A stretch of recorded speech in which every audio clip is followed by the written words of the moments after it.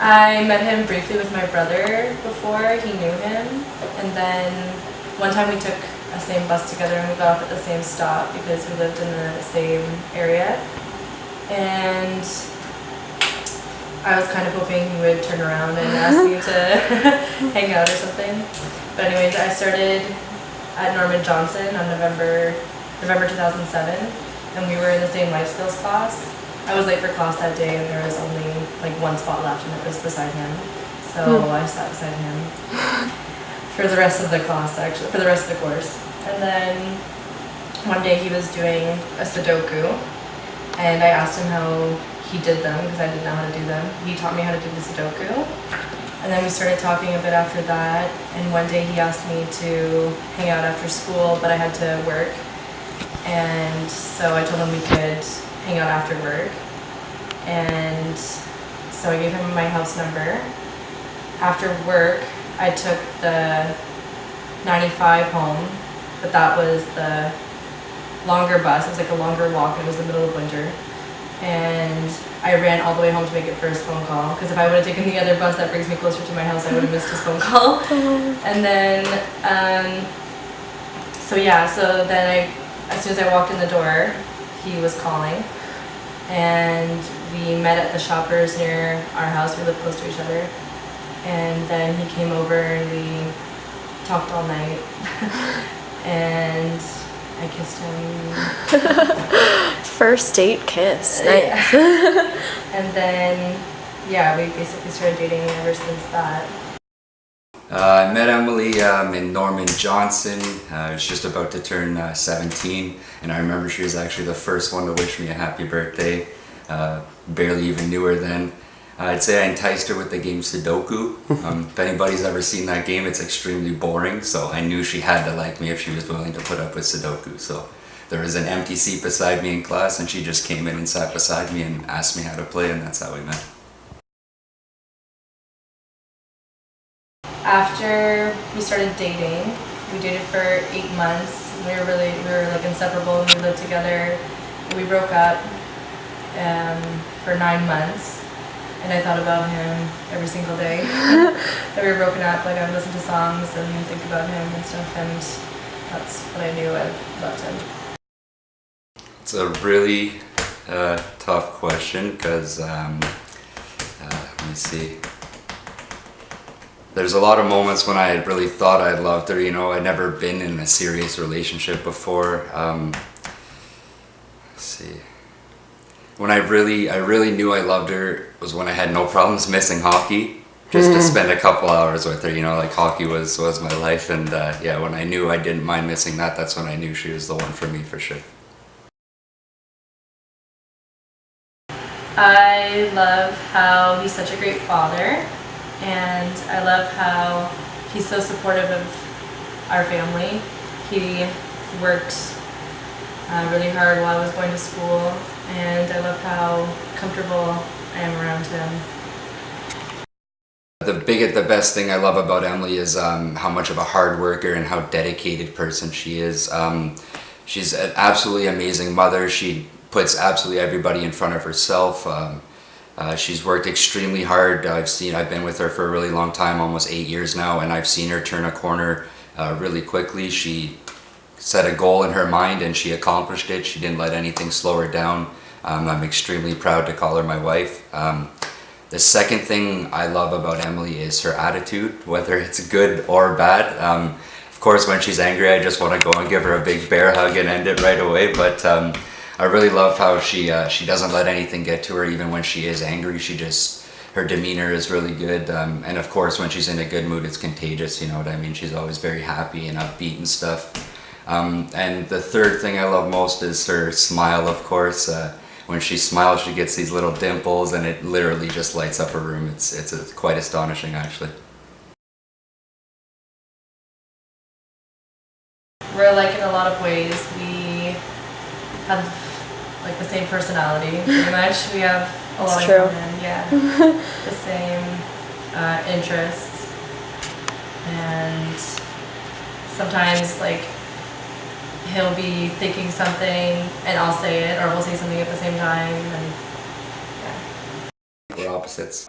Yeah, like, you know, there's a few things we have in common. Like, we both, of course, enjoy Netflix. What couple doesn't like Netflix? Anyways, we like taking Callie for a nice long walk.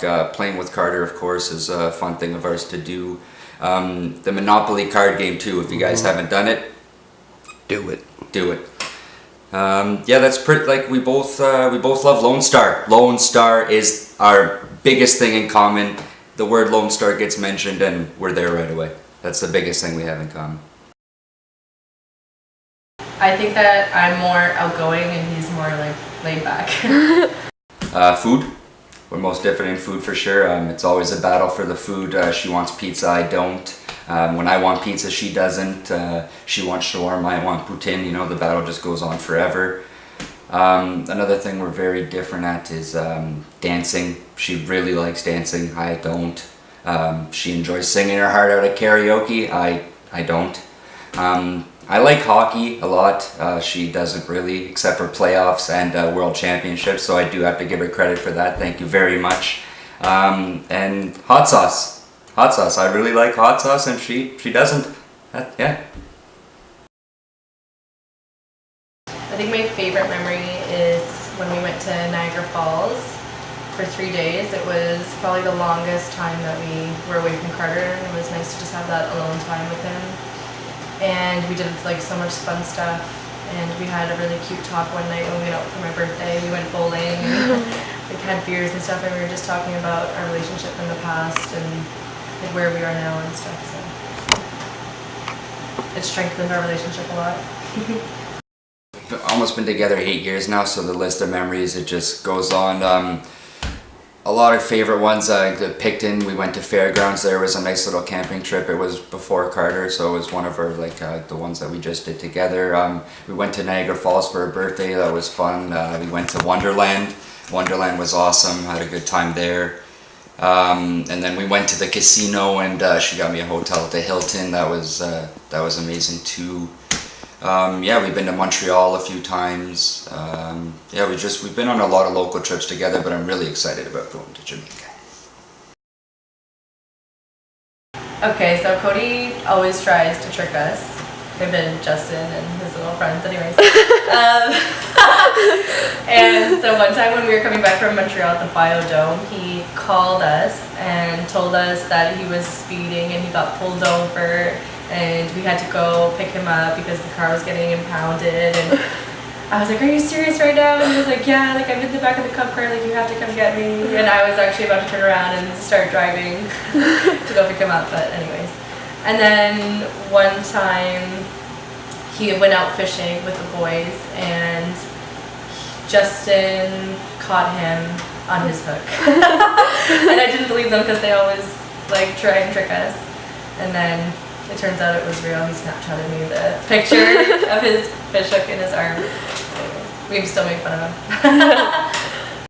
I got one quick little funny story. She changes words around, and she does it all the time, and it's absolutely hilarious. Like, she says, "Look how jump Daisy can hide," or "Our trunks are in our purses." That's pretty. I love it how she does that, and she doesn't even notice it. It's pretty funny. But the funniest story that I have about Emilie is it was me, Emilie, and Darian. We were at her house. Emilie had a spider on her, and we always make jokes about spiders and stuff. So we told her, "There's a spider on your arm," and she said, "No, there's no spider." And then she looked down, and I had never seen anybody take a shirt off that quickly in my life. Literally, it was on the floor, and she's stomping on the friggin' shirt. And so every time now we "Oh, there's a spider on your arm," and stuff. She freaks out every single time. It's that's the funniest one for sure. I think the most romantic thing he's done for me is one Valentine's Day 3 years ago.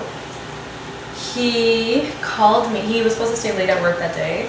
He called me in the afternoon and told me to go downstairs because there was mail or a package or something for me. And then when I came back to our apartment, he was there with Twilight and Lone Star. And then later on, we brought Carter to a babysitter, and he surprised me with a horse carriage ride downtown, and we like got hot chocolate before.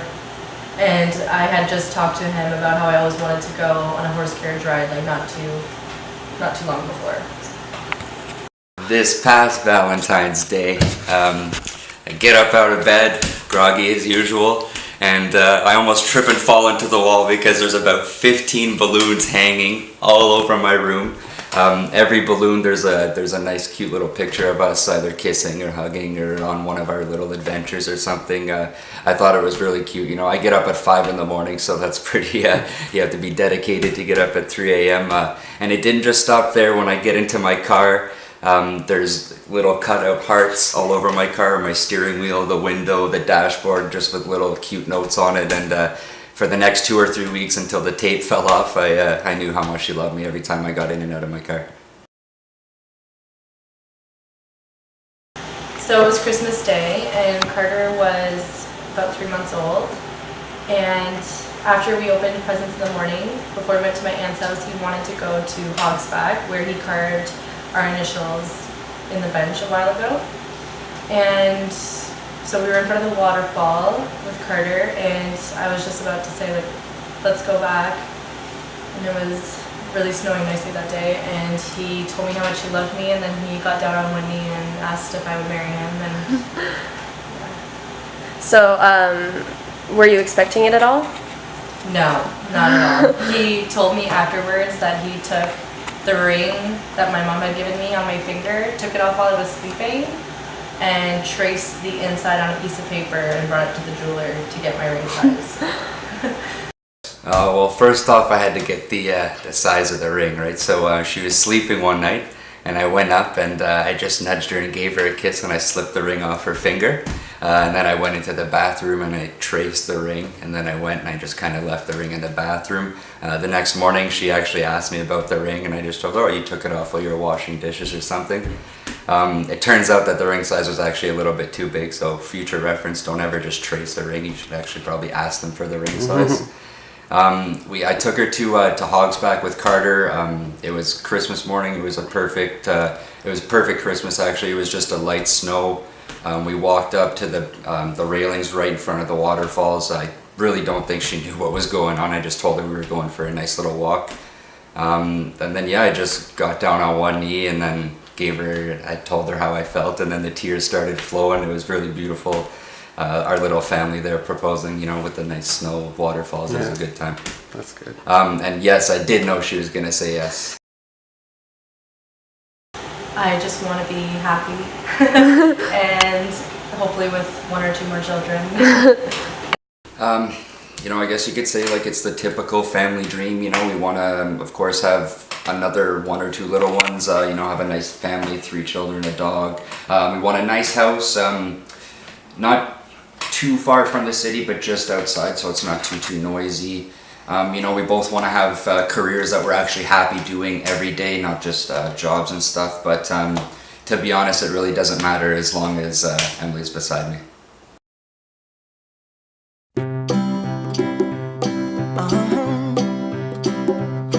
If you ever find yourself stuck in the middle of the sea, I'll sail the world to find you. If you ever find yourself lost in the dark and you can't see, I'll be the light to guide you. Find out what we're made of when we are called to help our friends in need. You can count on me like 1, 2, 3, I'll be there. And I know when I need it, I can count on you like 4, 3, 2, and you'll be there. 'Cause that's what friends are supposed to do, oh yeah. Ooh, ooh, yeah, yeah. If you're tossing and you're turning